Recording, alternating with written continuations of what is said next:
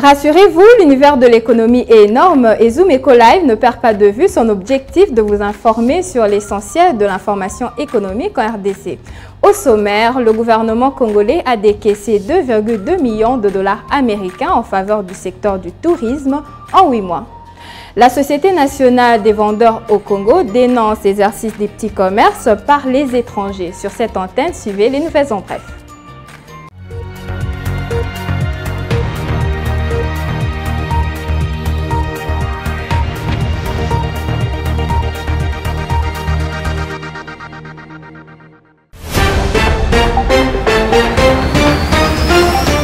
Nous commençons ces nouvelles en bref avec cette information. À l'approche de la rentrée scolaire 2021-2022, le gouvernement de la République démocratique du Congo et le Banc syndical de l'enseignement primaire, secondaire et technique ont repris ce lundi 27 septembre 2021 les négociations en vue de dégager un consensus sur certains points qui mettent en mal leur partenariat. C'est le vice-premier ministre en charge de la fonction publique, Jean-Pierre Liot, qui a ouvert ses assises organisées en la grande salle Via Nova à la Gombe, en présence de plusieurs autres membres du gouvernement. Il s'agit entre autres du ministre d'État, ministre du Budget, Aimé Boji, du ministre de l'Enseignement primaire, secondaire et technique, Tony Mwaba Kazadi, de la ministre du Travail et Prévoyance sociale, Claudine Doussi, de la vice-ministre de l'EPST, Aminata Namasia et du vice-ministre du Budget, Élisée Bokumwamwa Maposo.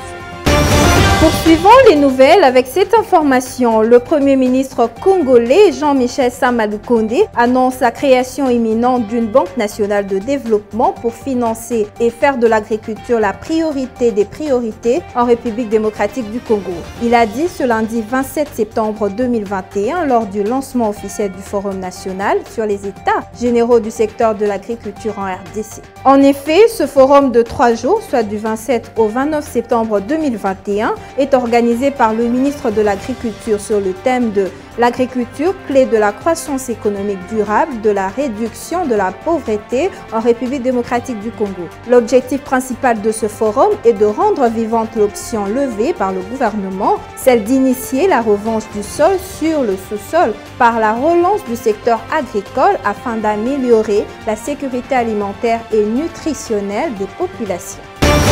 Autre nouvelle, la France s'est résolue de soutenir l'économie qui peine à se relever après une forte influence de la pandémie de Covid-19.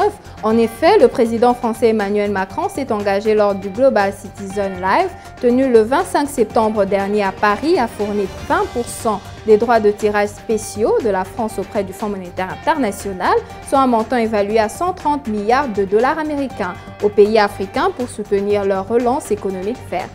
Nous n'avons fait que 1 sur 3 de l'effort. Si toutes les grandes puissances faisaient comme la France, alors nous atteindrons les 100 milliards de dollars par an dont a besoin l'Afrique d'ici 2025 pour une croissance économique verte et plus durable, a soutenu le président français. Cette annonce a été saluée par Adesina Akinwumi, le président de la Banque africaine de développement, BAD, qui n'a pas manqué de féliciter le grand leadership du président français. Il faut relever qu'outre cela, la France s'est engagée à dégager 333 millions d'euros en faveur des pays africains pour l'éducation et à doubler à 120 millions les doses de vaccins offertes à l'Afrique, dont moins de 3% de sa population est vaccinée contre la Covid-19. Nous nous séparons avec cette information. En 8 mois, le gouvernement congolais a déboursé plus de 704 millions de dollars américains pour le sous-secteur de l'EPST. Dans son dernier rapport sur les états de suivi d'exécution budgétaire du mois d'août 2021, la Direction générale des politiques et programmation budgétaire a indiqué que le gouvernement congolais a affecté plus de 1,4 milliard de francs congolais, soit plus de 704 millions de dollars américains en faveur du sous-secteur de l'enseignement primaire, secondaire et technique en 8 mois de l'année en cours. Pour cette période, renseigne la même source, les prévisions linéaires des dépenses publiques en faveur de l'EPST ont été fixées à 1,639 milliards de francs congolais, soit plus de 824 millions de dollars américains, ce qui représente un taux d'exécution budgétaire des dépenses publiques au profit du sous-secteur de l'EPST de l'ordre de 85,4% du montant global attendu au cours de cette période. L'actualité en continu, nous sommes dans les chiffres. Le gouvernement congolais a transféré dans le secteur du tourisme 2,2 millions de dollars américains. Détails à découvrir avec Benita Mwini.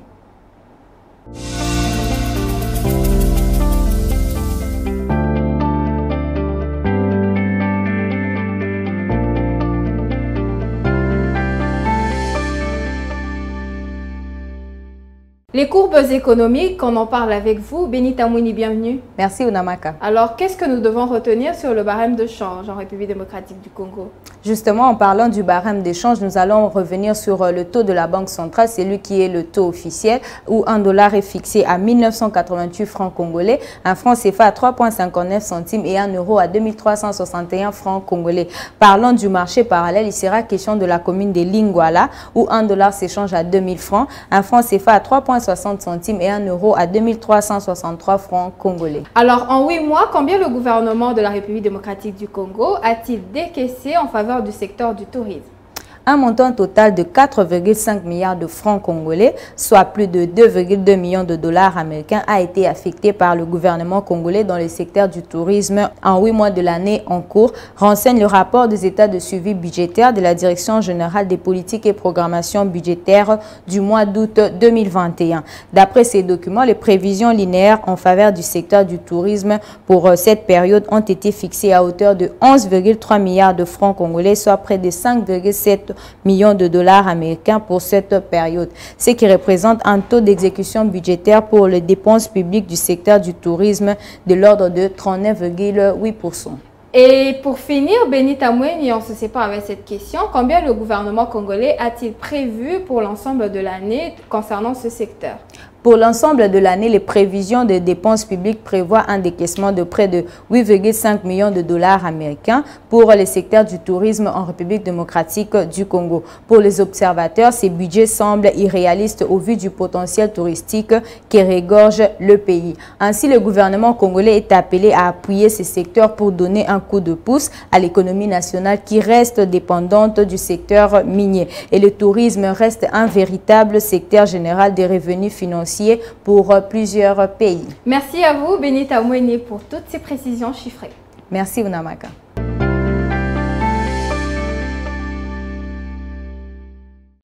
Après elle, nous allons prendre le dossier. La Société nationale des vendeurs au Congo dénonce l'exercice du petit commerce par les étrangers. De quoi s'agit-il exactement? Les précisions avec Aris Mbenga.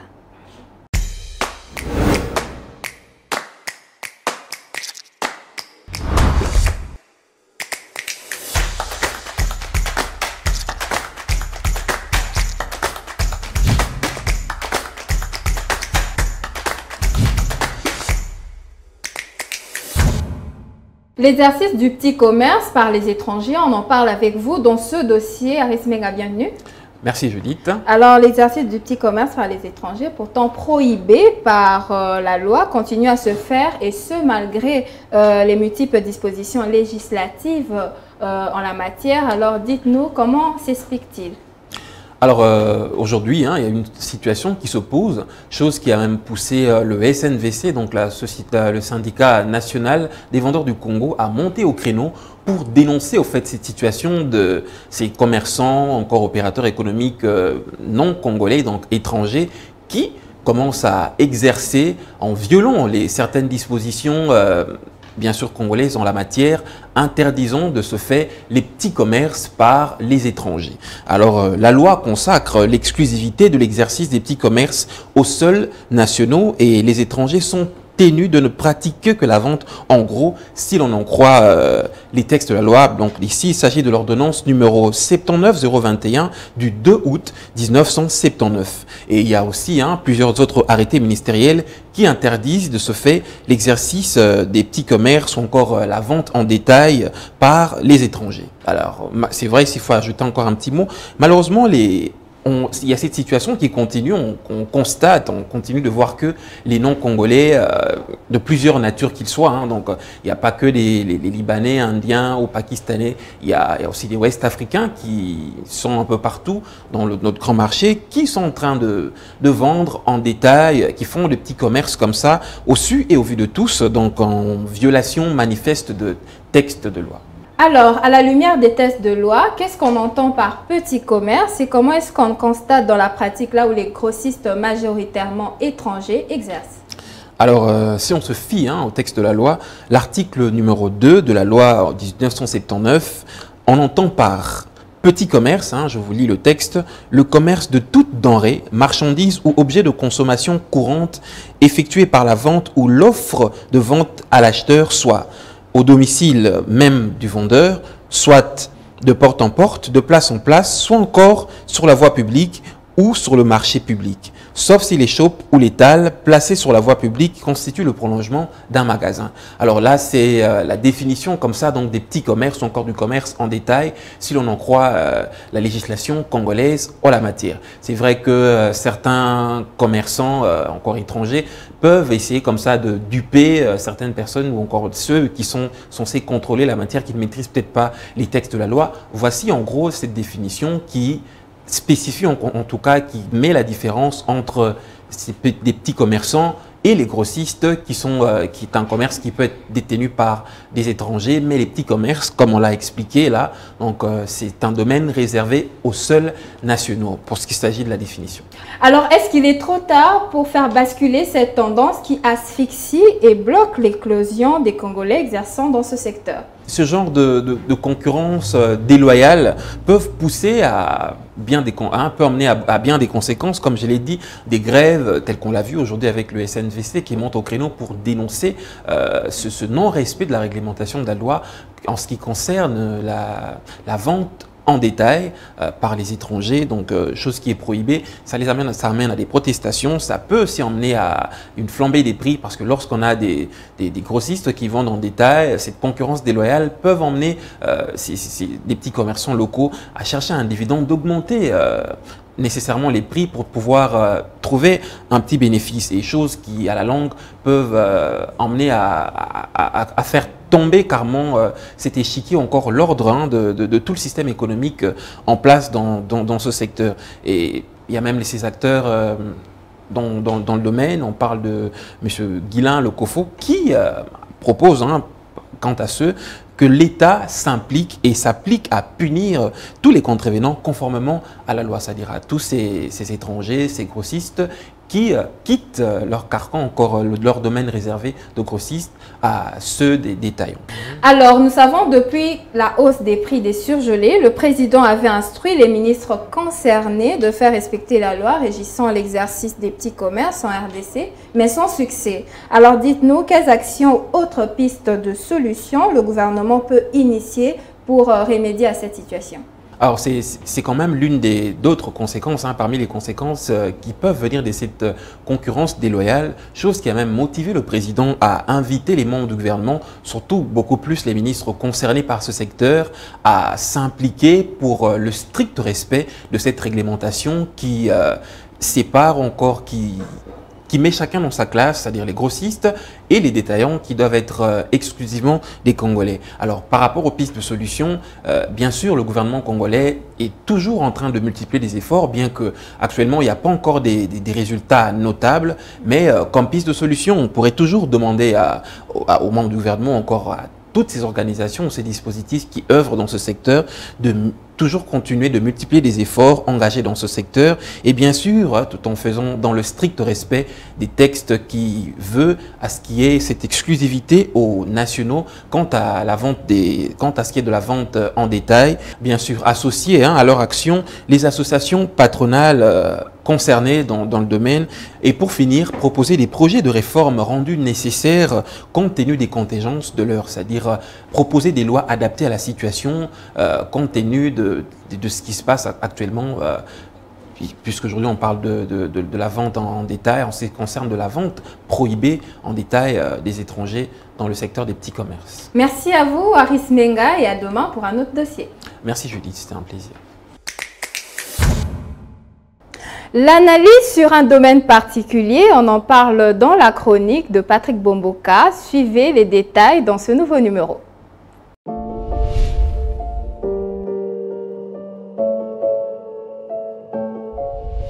Bonjour. Le niveau de corruption se situe à 44% en République démocratique du Congo, contre une moyenne de 20,4% pour l'Afrique subsaharienne. Dans un rapport publié par le réseau des parlementaires africains contre la corruption sous la RDC, il s'observe que la corruption prend les allures d'une épidémie assez sérieuse. Le quotient de corruption utilisé, c'est celui de la Banque mondiale, qui a été calculé en fonction du nombre de fois où il a été demandé à des entreprises de payer un pot de vin lorsqu'elles se sont adressées à 6 services publics congolais différents. Eh bien, il en résulte un tableau assez sombre. Le pourcentage d'entreprises auxquelles il a été demandé de verser des pots de vin lors des rencontres avec les inspecteurs des impôts ou encore pour décrocher un marché public ou davantage pour l'obtention d'un permis de construire varie entre 47,1 et 57,8% pour la RDC, alors que cela oscille entre 17,4 et 31,1% pour le reste des pays de l'Afrique subsaharienne. La corruption touche donc de nombreux secteurs, qu'ils soient à la fois publics ou privés. Pour certains experts, en République démocratique du Congo, sévissent à la fois la corruption à petite échelle et la grande corruption impliquant un large éventail de fonctionnaires allant des agents publics subalternes aux membres le plus haut gradés au sein du gouvernement. Quels sont donc les facteurs qui favorisent la corruption dans tous ces pays de l'Afrique subsaharienne?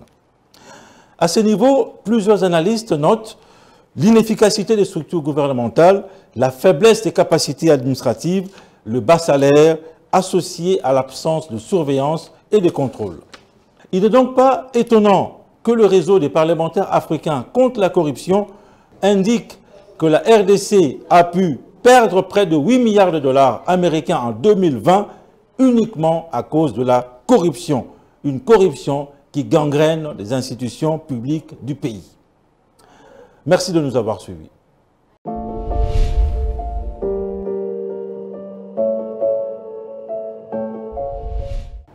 Zoom Wednesday du jour nous ramène les prix des fournitures scolaires. Vous voulez faire la rentrée d'école de vos petits-enfants, pas besoin d'aller d'un point à un autre, nous sommes déjà renseignés pour vous. Découvrons-le dans le marché du jour.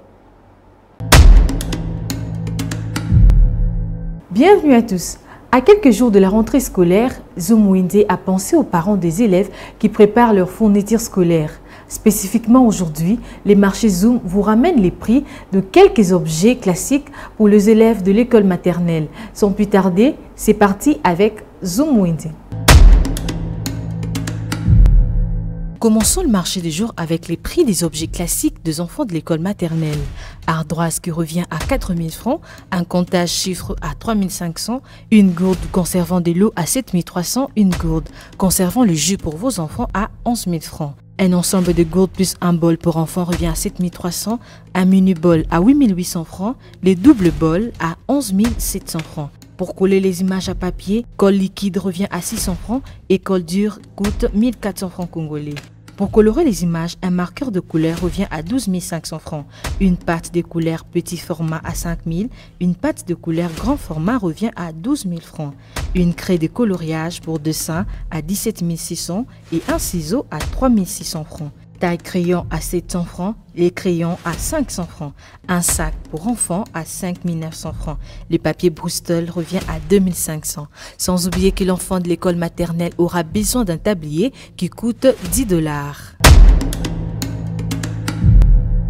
C'était un plaisir. Retrouvons-nous prochainement pour un nouveau numéro. Les rendez-vous économiques, c'est dans l'agenda sur Zoom Eco Live. Abonnez-vous sur notre chaîne YouTube. Zoom Eco Live, la référence de l'actualité économique en RDC. Toujours sur Zoom Eco, nous abordons cette fois-ci les rendez-vous économiques du 28 septembre 2021. Que doit-on retenir exactement? Les précisions suivront dans l'agenda.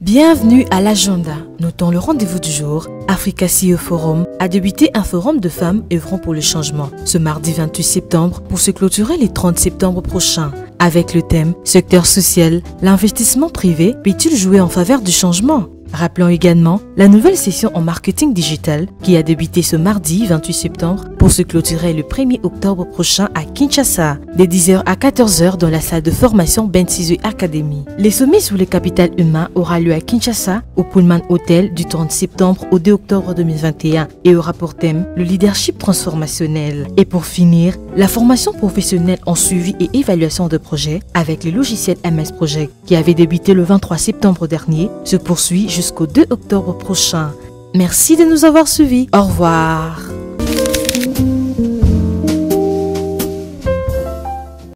Article 15, votre rubrique de tous les jours. Oui, aujourd'hui, une nouvelle personne nous ouvre ses portes pour nous raconter, pour nous faire découvrir l'expérience de son activité. On en parle dans la débrouillardise. C'est tout de suite.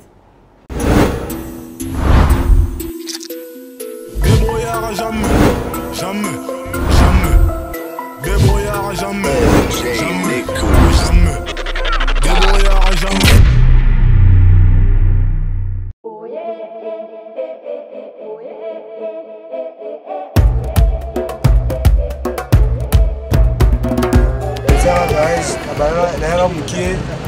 Muke na mayele na koyi na makamu musala ngai na sama kabla ngai bebe kana musala ngai garage mécanique na sala musala ngai maboko na musala ngai bana bani na 5 ans na sama musala ngai na lila ngombo na sama kabla ngai kukali na famille ba ukataja za kwa sumo wa bilo na ngai na sika bana na ndako na soma na moto na ngai ebula ya kupa mutu.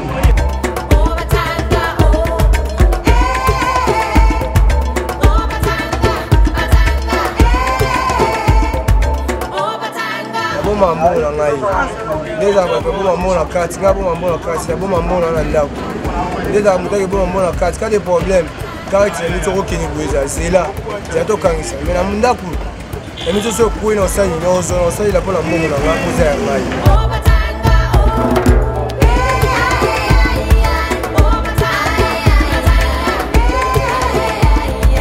ça na sala la beauté liango na mona monko ya mbayi Nelvi et dans la Wakamlangai et dans la Futaranda après la classe de la 6 ans et dans la Babylone na Mike chez Bisso Balek na Mike au Batang.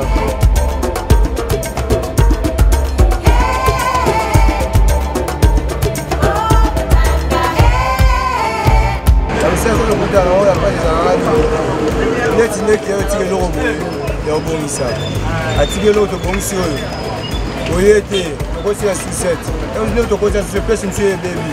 Quand tu es ici, tu peux essayer le comment. Oui, ils ont mais l'eau, c'est baby. Tu changer l'eau, mais tu changer l'eau. Combien il y a des débats, il y a quand même ça. Tu changer l'eau, mais il y a dans le côté déjà, il y a des tirer l'eau, tu peux ici, mais oui.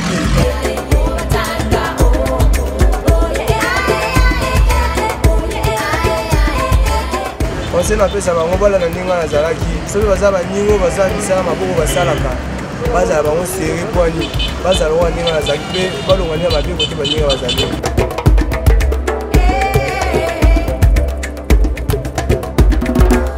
kwa gouvernement asidenika musa so maboko ne tout ça là ko musa maboko ba ko mo négliger so kwani so ba mo ni to simika lo muke ba mo to jouer bile mais to zo ka muke mukena to lela ka gouvernement ka ba mo to ba bo mabiso na ka muteni makapotele do lo lo mboka na mboka eza te pasi ya mboka me mosala maboko yango valeur ya misala nyonso tu oyo tozango na mboka mosala maboko nde tokondana miniti oyo etikali yasi me eloko eza te na mboka.